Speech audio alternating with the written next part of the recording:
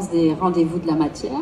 Je suis Lisa Agostini, journaliste pour le magazine Formae, et pour ce premier temps d'échange, nous allons donc explorer avec notre invité une matière assez particulière, parce qu'il s'agit de lumière.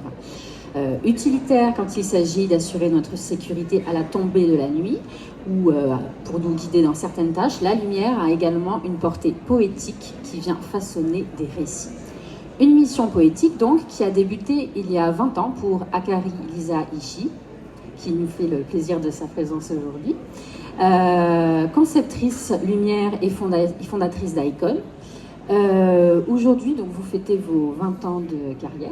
Exactement. Et à cette occasion, vous publiez un ouvrage aux éditions Archibooks, Création Lumière. Voilà, merci. Et donc, qui est donc disponible en ligne, en librairie, et qui a la particularité de revenir sur vos 10 dernières années de création. Donc avant de rentrer dans le vif du sujet, je voudrais que l'on revienne sur votre parcours qui est riche et passionnant. Donc vous êtes né en 1971 au Japon, date à laquelle on vous donne le prénom Akari, qui signifie lumière en japonais. Votre mère n'est autre que Motoko Ishii, lighting designer renommée. Votre deuxième prénom Lisa, vous le devez à Lisa Johansson Babe, qui est une designer finlandaise bien connue qui a dessiné quantité de luminaires et qui était également le mentor de votre mère. Donc tout semblait vous prédestiner au travail de la lumière. Mais finalement, ça ne faisait pas forcément partie de vos priorités lorsque vous étiez adolescente ou étudiante. Qu'est-ce que vous aviez en tête alors à l'époque ? Alors en fait, quand j'étais toute petite, je voulais être psychologue. Après, je voulais être pilote d'avion, donc c'est vraiment disparate. Et plus tard, quand j'étais au lycée, j'étais plus intéressée par les beaux-arts, donc j'étais intéressée pour entrer dans l'école des beaux-arts. Mais au final, je peux vous dire que je fais tout actuellement parce que psychologie, ça a beaucoup d'impact avec la lumière. Et je voyage beaucoup, même je ne pilote pas malheureusement. Et je fais la lumière dans le monde des beaux-arts. Vous parlez des beaux-arts, donc vous les avez étudiés à l'Université des Arts de Tokyo, vous avez fait des études de design aussi, donc vous êtes passé aussi par l'école de design de Los Angeles, et enfin vous intégrez en 1995 l'école supérieure de design industriel de Paris. Exactement. Et à cette même époque, vous avez une épiphanie quand vous découvrez la lumière à Paris. Est-ce que vous pouvez nous l'expliquer et nous dire ce que cette lumière a de plus qu'une autre ? Oui, j'aimais beaucoup cette épiphanie parce que c'était vraiment la révélation pour moi. Parce que je suis de Tokyo, je suis venue d'une grande ville, il est noyé de lumière, très active et très brillant. Et la poésie de l'ombre et la lumière dans la ville de Paris était un choc pour moi inoubliable parce qu'il y a cette poésie de obscurité très jolie et en même temps c'était le moment de grands projets de Mitterrand, donc Paris était très dynamique et c'était la première période où les grands projets a inclus les concepteurs lumière dès le début de conception, c'est-à-dire que le Grand Arche de la Défense était éclairé, Parc de la Villette avait déjà conçu avec les conceptions lumière intégrées dans le paysage dès le début du projet, etc., etc. Donc c'était le moment de transition de la ville de tissu urbain aussi avec le vocabulaire de lumière. Donc c'était vraiment exciting. Et comment vous l'expliquez ce regain pour l'urbain à cette période donnée ? Pourquoi ? Déjà parce que dans le monde de conception lumière en France, c'était vraiment le début des premières générations de concepteurs lumière qui s'est mis à pratique de leur profession, qui était très nouveau. Déjà, conception lumière, pour votre information, c'était un métier qui a commencé en 1950, pas avant. Donc c'est vraiment nouveau. Et en France, c'était quand même première génération qui a commencé leur pratique des années 80 et ça matchait ce besoin d'agrandir la ville, non seulement physiquement étaler plus large, mais aussi explorer dans la nuit. Donc ça faisait vraiment la cohérence pour ce dynamique de grands projets, je pense. Dans votre ouvrage, vous affirmez que la capitale, elle doit son titre de ville lumière au fait qu'elle ait adopté très tôt, dès le Moyen-Âge, 3 éléments fondamentaux de l'éclairage urbain. Est-ce que vous pouvez nous en dire un peu plus sur ces trois En fait, c'est ma passion aussi de faire des recherches historiques dans la lumière dans la ville. Donc j'ai trouvé dans les documents historiques de Ville de Paris que 1318, encore au Moyen-Âge, le roi à l'époque qui était Philippe V, a donné l'ordre de laisser les 3 torches dans la nuit, toute la nuit, allumées. C'était un ordre, donc c'était obligé d'allumer les torches. Et ces 3 endroits étaient, bon, c'est pas tout à fait de l'époque, mais première signification qui est toujours actuelle aujourd'hui dans l'éclairage urbain. Première chose, c'est exprimer hiérarchie. Donc le pouvoir, à l'époque, pouvoir royal, donc monarchie, et aussi l'identité de la ville. Donc une lanterne était suspendue sur la tour de Nesle, qui est l'entrée de la ville, une des entrées plus importantes parce que c'était sur la Seine. À l'époque, la ville fonctionnait beaucoup plus avec le transport de l'eau, et aussi évidemment la sécurité. La 3e torche était installée à l'entrée de cimetière, qui avait un problème évidemment de sécurité à l'époque. Donc c'était 3 choses. Très petite flamme, hein. Petite torche, donc c'était rien par rapport à aujourd'hui, mais c'est très très significatif, très symbolique. Entendu. Donc d'ailleurs, si vous souhaitez en savoir plus sur Paris et ses lumières, Lisa a également écrit 2 ouvrages à ce sujet. Alors, j'espère que quelqu'un va traduire pour moi. Éditeur de livres, s'il vous plaît. Pour en revenir à votre carrière, vous avez rencontré sur votre chemin des grandes figures de la conception de la lumière, comme je pense à Louis Clerc ou encore l'architecte Shigeru Ban. Vous avez collaboré avec eux sur des projets assez prestigieux comme l'illumination de Notre-Dame de Paris, le Centre Pompidou Metz. Pourquoi est-ce que ces 2 personnalités vous ont marqué plus que d'autres ? Oui, d'abord Louis Clerc, il était mon mentor, donc il était mon maître de conception lumière. Contrairement à ce que tout le monde imagine que ça peut être ma mère, mais en fait non, c'était le moment que j'étais loin de ma maison, de ma famille, que j'ai fait mes études à Paris, que j'ai rencontré Louis Clerc, qui m'a un peu injecté l'amour de la lumière, parce qu'il était quelqu'un de vraiment passionné de la lumière, et son approche très symbolique, artistique, m'a un peu réveillée, et puis dans le contexte de la ville de Paris, la nuit, ville de lumière. Donc j'ai travaillé pour lui pendant 5 ans, et c'est là qu'on a la chance de travailler pour Notre-Dame de Paris, aussi le Mont-Saint-Michel, et puis plein d'autres projets internationaux. Donc c'était vraiment le moment très enrichissant pour moi dans ma carrière. Et ensuite, Shigeru Ban, comme vous connaissez tous, j'imagine, le Centre Pompidou Metz. Donc c'était quand je suis mise à mon compte, en 2004, c'était le moment, par hasard, où il a gagné ce fameux concours international. Et il y avait une petite exposition à Beaubourg avec toutes les lauréats, etc. Et je suis allée voir et j'ai vu son image de jour.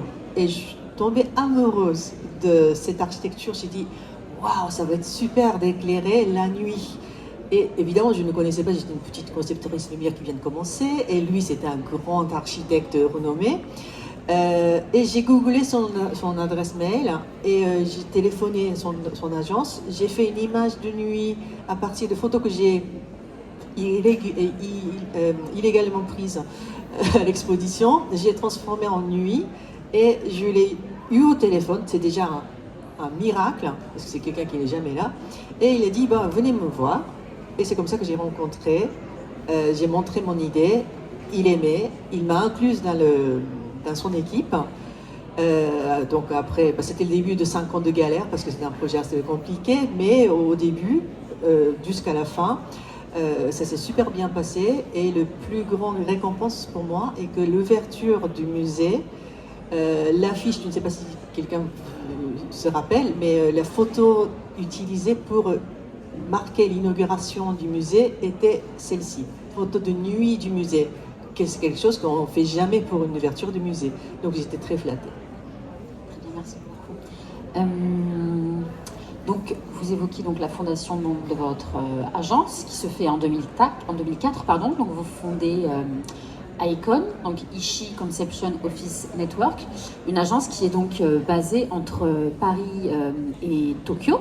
En vous lançant, qu'est-ce que vous souhaitiez apporter de plus et en quoi vous vous différenciez à l'époque de vos autres collègues? Oui, c'est quand même une question un peu assez récurrente pour moi parce que je suis pas d'ici et je pratique ici et tout le monde essaye inconsciemment essaye de trouver bon côté japonais ou asiatique, mais c'est pas du tout mon intention parce que l'éclairage, conception lumière, c'est quelque chose comme un dialogue avec l'objet que je vais éclairer. Ça peut être un bâtiment, ça peut être une place publique, ça peut être une œuvre d'art. C'est un dialogue. Je dis comment je peux te rendre plus beau possible. Donc c'est vraiment un par un. Il n'y a pas une solution imposée, influencée par mon background ou ma culture de base. Et puis c'est le respect, c'est aussi le contexte de chaque projet qui m'amène à une solution. Ça peut être une contrainte technique, ça peut être une contrainte physique, ça peut être contexte historique, physique, géographique, fonctionnel. Donc tout ça, ça m'amène à une création. Donc il y a peut-être pas un côté à ajouter le côté japonais ou asiatique ou japonisant. Voilà. Mais voilà, ce n'est que comme ça que je fais un par un, comme vous voyez sur les photos. On a la chance de travailler très diverses palettes de projets, donc type d'espace urbain jusqu'à une petite maison. Et temporalité, ça peut être un espace urbain qui dure 20 ans, alors que quand on fait un événementiel, ça peut être 6 mois. Au pire 3 mois. Voilà, donc le time slot est très différent et type de projet, typologie très, très diverse. Donc quand on vous parle d'interculturalité pour votre travail, vous trouvez que c'est un terme qui ne convient pas forcément? Si, parce que c'est ma passion de faire toujours la recherche, que je partage souvent en conférence, de faire la recherche de la différence, s'il y a une différence de culture de lumière, d'où vient.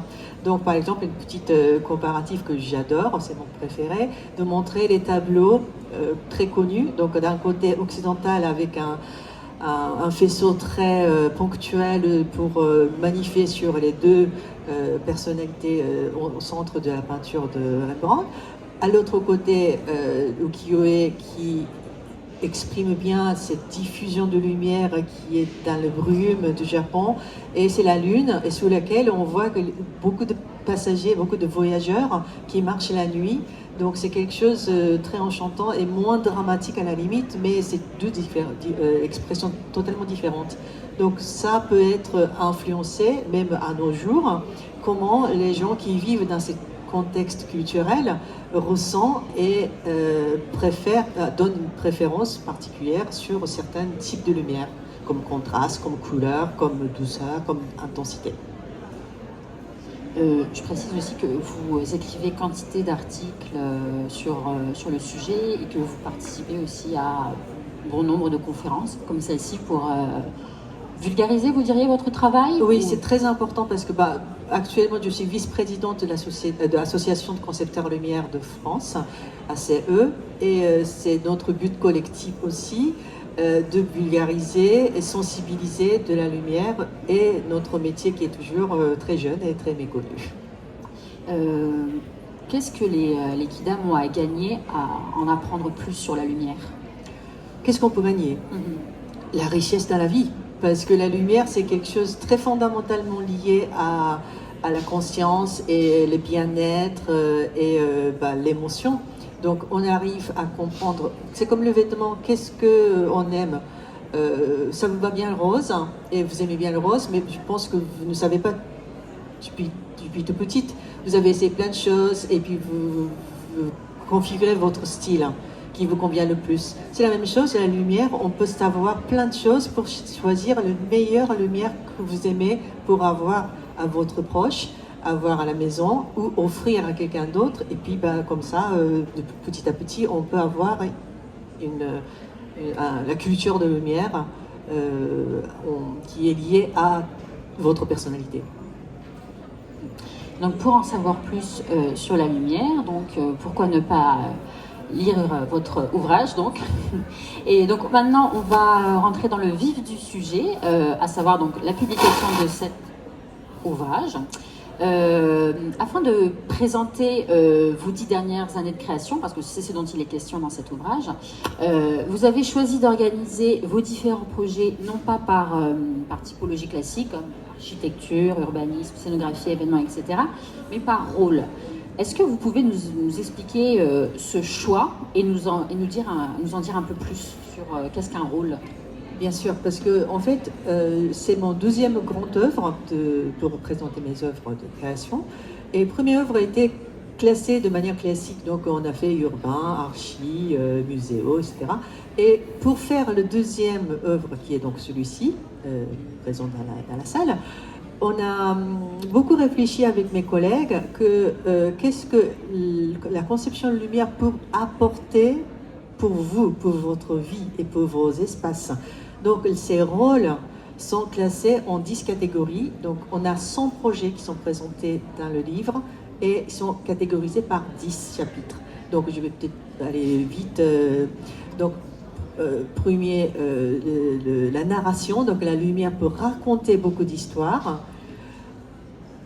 Deuxième, c'est la magie, donc c'est l'effet magique, vous pouvez peut-être imaginer plus facilement. Et ensuite, la lumière peut être utile pour la revitalisation d'un espace ou un lieu. Et ça peut créer une expérience immersive. Et aussi, c'est générateur, la lumière est un générateur de bien-être et aussi serviteur de la communauté. Et il peut être dans le contexte et aussi il peut être utile pour créer un branding, l'image de marque. Et c'est un metteur en scène aussi. Et évidemment, aujourd'hui, tous les projets de conception lumière doivent être écologiques, éco-responsables, mais aussi un émetteur de messages pour cette direction. Et pour créer ces icônes, comment vous vous y êtes prise concrètement? C'était ma création, donc c'est comme si je faisais les tableaux. Donc c'était mes œuvres, graphismes qui symbolisent toutes les interventions que j'ai faites autour de ces thématiques. Mais il faut savoir qu'un projet ne peut pas être que environnemental, ça peut être communautaire, mais aussi éco-responsable, mais qui met en scène. Donc voilà, c'est toujours polyvalent, mais ces symboles-là que vous venez de voir, c'est vraiment l'image qui concrétise l'esprit que je mets dans les créations. C'est un peu comme petite icône du thématique. Donc on va se plonger dans cet ouvrage en nous penchant sur 7 projets tirés du livre et qui sont particulièrement représentatifs de certains rôles. Alors tout d'abord, le chapitre consacré à la narration. Vous avez choisi un projet donc, de 2018 qui a été conçu à l'occasion du 160e anniversaire de relations diplomatiques entre le Japon et la France. L'objectif était donc de présenter la culture japonaise à la France, mais tout en étant le plus accessible au plus grand nombre, gratuite, et également prendre place dans un espace assez emblématique. Et donc, quoi de plus emblématique que la Tour Eiffel? Est-ce que vous pourriez nous présenter ce projet et nous dire en quoi il représente ce rôle en particulier? Oui, évidemment, donc le choix de lieu était un peu évident et on a opté le plus compliqué, donc j'avoue que c'était pas très simple d'obtenir l'autorisation, mais bon, bref, on l'a fait. L'idée est de présenter 3 disciplines qui nous paraît important que les deux pays, Japon et la France, partagent aujourd'hui. C'est la liberté, la beauté et la diversité. C'est un peu l'hommage de liberté, égalité et fraternité, mais ça s'évolue. Donc aujourd'hui, entre les deux pays, on partage ces trois philosophies. Et donc, on voulait exprimer ces trois choses en trois chapitres. Donc, projection d'images, couleurs qui changent, la lumière, et on a fait la composition de musique aussi. Donc, c'est vraiment un show qui dure une vingtaine de minutes pour exprimer tous ces chapitres. Donc, c'est vraiment chaque scène, comme sur la scène de théâtre, on raconte une histoire.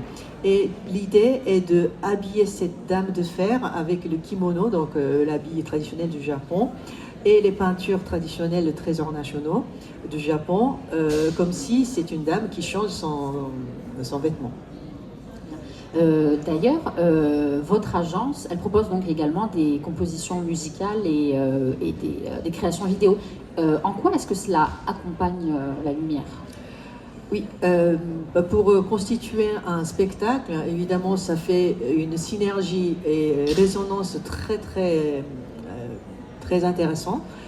Donc la musique donne le rythme dans l'expression d'éclairage et l'image complète et amène plus de précision dans le message. Et aussi la lumière qui répond aux autres. Donc c'est vraiment le trois choses qui se répondent qui nous permettent d'exprimer des choses beaucoup plus importantes, beaucoup plus complexes. Donc, autre rôle, après la narration, il y a celui de la revitalisation.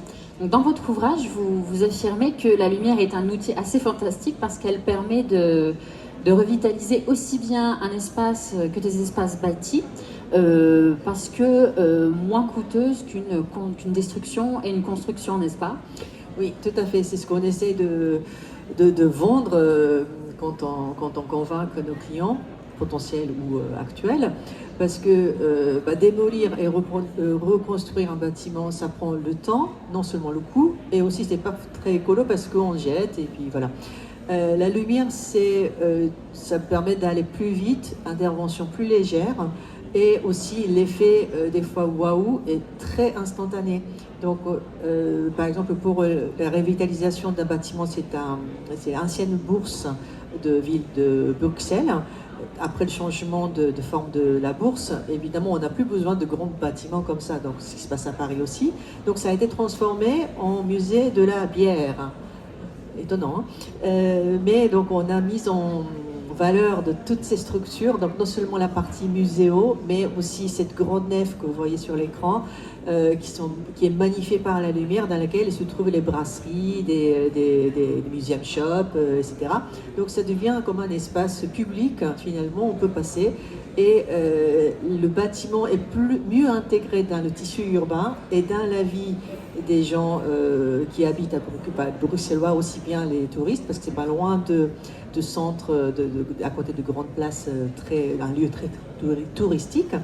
Pardon. Et aussi, le bâtiment revit grâce à la nouvelle mise en lumière, donc c'est très important. Et puis la partie, on a ajouté architecturalement, donc le petit rooftop, le petit escalier, etc., sont magnifiés par la lumière. Donc c'est un petit soulignement qui donne la renaissance au bâtiment.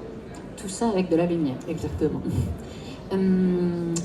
Pour le chapitre consacré à la communauté, vous évoquez les évolutions d'usage de la lumière dans l'espace public, donc autrefois à des fins sécuritaires, et aujourd'hui vous parlez plutôt d'éclairage social communautaire. Est-ce que vous pourriez expliciter un peu ce terme ? Oui, alors donc je vous montre un projet qu'on a fait à Valenton, c'est une petite commune en banlieue de Paris, qui est une forme longue, et au milieu il se trouve un grand parc urbain et qui a un peu divisé la communauté en deux et personne passait vraiment dedans. Donc le but était de redonner cet grand espace vide, noir, no man's land aux habitants la nuit. Donc il y a des passages qui sont aménagés avec les chemins bien éclairés. Donc aujourd'hui il y a beaucoup de gens qui passent pour aller à la gare, aller à l'école, etc. Et aussi on peut se promener et on peut faire le pique-nique le soir. Il y a l'aire de jeu pour les enfants et on a aménagé une place avec les abat-jours, mais pour extérieur. Donc on se sent vraiment comme le salon pour tout le monde dehors. Et quand je suis allée pour faire les réglages, j'ai vu deux frères qui étaient sur le banc. Et le grand frère lisait un petit livre à son petit frère sous la lumière, sur ma lumière de lampadaire un peu style abat-jour. Donc il s'appropriait vraiment l'espace. Et donc c'était vraiment la preuve que ce parc était rendu au public et aux communautés. Donc ça m'a fait, c'est une scène qui était vraiment inoubliable pour moi, ça m'a fait vraiment chaud au cœur. Donc la lumière permet de redonner au public l'espace public. Exactement. Donc après avoir évoqué le bien-être collectif, vous évoquez le bien-être tout court dans le chapitre du même nom. Et pour cause, donc la lumière est une source de plaisir et de réconfort indéniable. Donc pour l'illustrer, vous avez choisi votre projet autour de la boutique Dior sur les Champs-Élysées. Quels ont été les objectifs?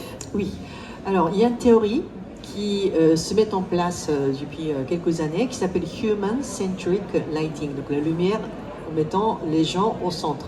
Donc c'est plus pour éclairer les bâtiments, mais c'est pour nous, pour vous aussi. Et notre corps, depuis les millénaires et les millionnaires, il y a un rythme circadien qui a été déjà mémorisé dans nos corps. Sécrétion de hormones se rythme grâce à la lumière du jour, donc le matin un peu jaune, de plus en plus fort, zénital, et vers la fin d'après-midi ça devient plus chaud, plus orangé, et après c'est la nuit. Donc tout ce rythme-là, c'est déjà vraiment mémorisé dans nos corps, et on ne peut pas changer en centaines d'années le métabolisme de notre corps physique. Et du coup, c'est à cause de ça, à cause de très forte présence d'éclairage de toute la journée, même la nuit, avec l'écran, smartphone comprise, il y a un phénomène de horloge biologique qui est déréglé. Donc on a beaucoup d'entre nous un problème de sommeil, insomnie ou mal à se dormir. Voilà. Donc c'est partiellement à cause de l'utilisation de lumière abondante. Du coup, Human-Centric Lighting, donc je reviens là-dessus, qui est mise en place pour reproduire le changement de lumière dans la nature. Donc en hiver, c'est peut-être plus tamisé qu'en été, mais l'été, on a besoin de plus de lumière. Et fin de la journée, on a besoin de lumière moins importante et peut-être plus orangée pour mieux régler votre rythme circadien. Et donc, on a mis en place dans cette boutique de Dior Parfum sur les Champs-Élysées cet éclairage qui change automatiquement selon la saisonnalité et plage horaire dans la journée. Et en conséquence, on se sent toujours mieux d'entrer, parce que des fois ça arrive que la boutique est trop éclairée, que le soir c'est un peu... on n'est pas à l'aise dedans, ou bien au contraire, dans la journée, c'est pas assez éclairé qu'on ne sait même pas si c'est ouvert. Donc tous ces problèmes de visibilité se régulent aussi, et en conséquence, on a économisé pas mal d'énergie, parce qu'on baisse fin de l'année. Vous avez utilisé sur ce projet une méthode que l'on appelle weight tuning, c'est ça? Oui, oui. Ouais, donc précisément parlant, Human-Centric Lighting utilise cette méthode de white tuning, c'est-à-dire que lumière chaude, lumière froide, vous voyez la différence de couleur de lumière sur les slides, sur les photos à droite. Donc on a la lumière plus froid, plus blanc, neutre, et le blanc un peu plus chaud. Donc ces tonalités de blanc peut tuner en étant dans un même luminaire, on a la possibilité de changer la tonalité de lumière, donc ça s'appelle white tuning, qui commence à être assez au point chez les fabricants, donc on a appliqué cette technologie. Pour plus de confort. Bien. Donc nous l'avons dit à plusieurs reprises lors de cet échange, la lumière est utilitaire, mais elle est aussi un outil poétique et surtout magique, et on vous qualifie assez facilement de magicienne de la lumière, il me semble. car lors de vos interventions, après vos interventions, espace et objets semblent être profondément transformés. Et donc, c'est sans surprise que vous avez consacré un chapitre à cette fameuse magie. Pour nous en parler, donc vous avez choisi votre travail sur l'exposition Les facettes de la joie, conçue par la maison de cristal Baccarat, enfin pour la maison de cristal Baccarat, pardon. C'est un projet qui est assez théâtral au final. Oui, mais en fait, j'ai utilisé cet a priori que les cristaux de lustre de Baccarat, on a c'est a priori que le cristaux doit être transparent, donc la lumière doit traverser. C'est un peu notre attente inconsciemment. Alors que j'ai utilisé ce paradoxe et j'ai éclairé ces lustres de pièces historiques de Baccarat avec les lumières colorées et bizarre, enfin étonnamment, ces cristaux captent la lumière et ils se sont colorés. Et en plus de ça, les ombres portées au sol sont colorées aussi. Donc c'est un phénomène qui est assez connu dans notre domaine qui s'appelle ombre colorée. Donc j'ai utilisé ces techniques un peu étonnantes, surprising, pour mettre en valeur de ces lustres, pour réincarner leur apparence comme on n'a jamais vu, parce que lustre, il est censé être lumineux lui-même alors que Dieu l'éclaire. Il est censé être transparent alors qu'il capte la lumière, il teinte. Voilà. Donc vous avez officié pour Baccarat, mais il vous arrive aussi d'officier pour d'autres marques, parce que la lumière, c'est un outil aussi assez narratif qui permet de renforcer l'image d'une marque en créant une atmosphère qui fait écho à sa philosophie. Et pour donc le chapitre consacré à l'image, au branding, vous avez utilisé vous avez choisi le projet des bureaux de Coca-Cola, à Issy-les-Moulineaux. En quoi vous diriez que cet éclairage précis est conforme à la philosophie de la marque? Alors, il faut savoir qu'on a utilisé 1300 vraies bouteilles de Coca-Cola, mais on a givré de manière, on a sablé de manière un peu spécifique pour reproduire cette fraîcheur de la boisson. Donc on a fait plein de tests pour savoir la meilleure façon de sabler les verres, et puis on a incorporé la lumière à l'intérieur de bouchons, et donc on a reproduit cette fraîcheur de bouteilles qui couvrent tout le plafond. C'est assez impressionnant. Et en utilisant leur objet emblématique, sans lumière, évidemment, c'est un objet qui peut être exposé à l'entrée, ça aurait été bien possible, mais on a utilisé pour que ça crée une atmosphère de fraîcheur, ça donne envie de boire, ça donne envie de consommer, et aussi cette sculpture transformée finalement un peu comme une installation d'œuvre d'art. Donc c'était quelque chose unique qui peut se faire cocher Coca-Cola. J'entends. Donc on arrive au tout dernier chapitre. Pour baptiser donc cette dernière section, vous avez choisi un terme que l'on entend assez souvent de nos jours, qui est celui de l'immersion. Est-ce que vous pourriez nous donner une définition et nous expliquer pourquoi est-ce qu'aujourd'hui il y a un tel engouement sur ce type d'installation, d'expérience? Oui, ça je constate après le Covid, où on a consommé beaucoup de choses visuellement, alors qu'on a envie d'y retourner et de se sentir et expérimenter une ambiance en live. Donc la lumière, c'est pas quelque chose à voir sur l'écran, mais c'est quelque chose dans lequel on se baigne. Et immersion, c'est totalement partage la même philosophie. On doit être dedans, se sentir, et on est totalement inclus dans une atmosphère particulière, donc vivre un univers particulier. Donc je vous montre un des exemples qu'on a fait dans une galerie d'exposition, c'est la collection Altani qui se trouve dans l'hôtel de la Marine sur la Concorde.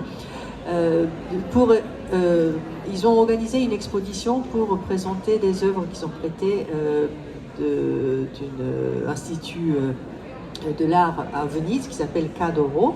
Et toutes les œuvres qui sont venues de Venise sont exposées dans une scénographie très sombre. Et je voulais reproduire cette magique, nuit magique de Venise quand on se balade en gondole. C'est noir, il y a des colonnes, il y a des bâtiments qui succèdent et on découvre sur la claire de lune. C'est quelque chose de magique.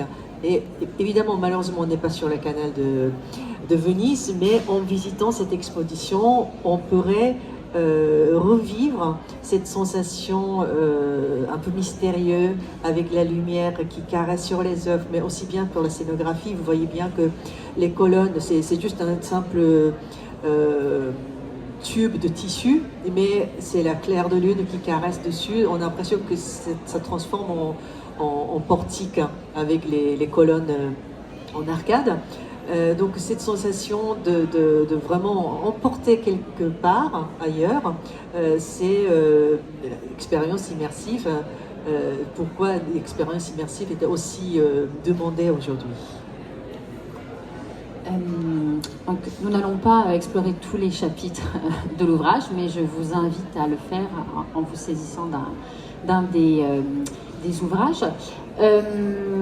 Lisa, pour finir, j'aimerais que l'on évoque un peu plus un de vos derniers projets, qui ne figure pas dans l'ouvrage, mais qui est assez remarquable, à savoir votre mise en lumière du pavillon Zéry, conçu à l'occasion de l'exposition universelle d'Osaka. Voilà, donc c'est encore actuel, vous avez encore 4 jours si vous voulez pour y aller à Osaka.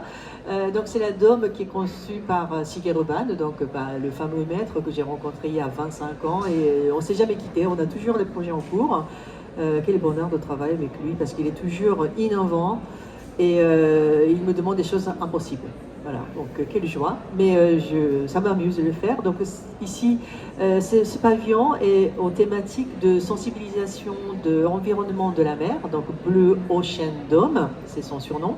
Et il nous a demandé de faire l'éclairage comme si c'était, on est dans la ambiance aquatique, maritime, et avec la lumière qui bouge un peu comme le reflet d'ondes et des vagues. Et tout doit être totalement caché. On ne voit pas les dispositifs d'éclairage et il ne faut pas trop éclairer vers le ciel. Enfin, il y avait tas de contraintes, y compris le budget que je ne dévoile pas trop. Voilà, ça c'est quelque chose qu'on a mis en place en février parce que l'exposition est ouverte, l'exposition universelle est ouverte à la porte en avril.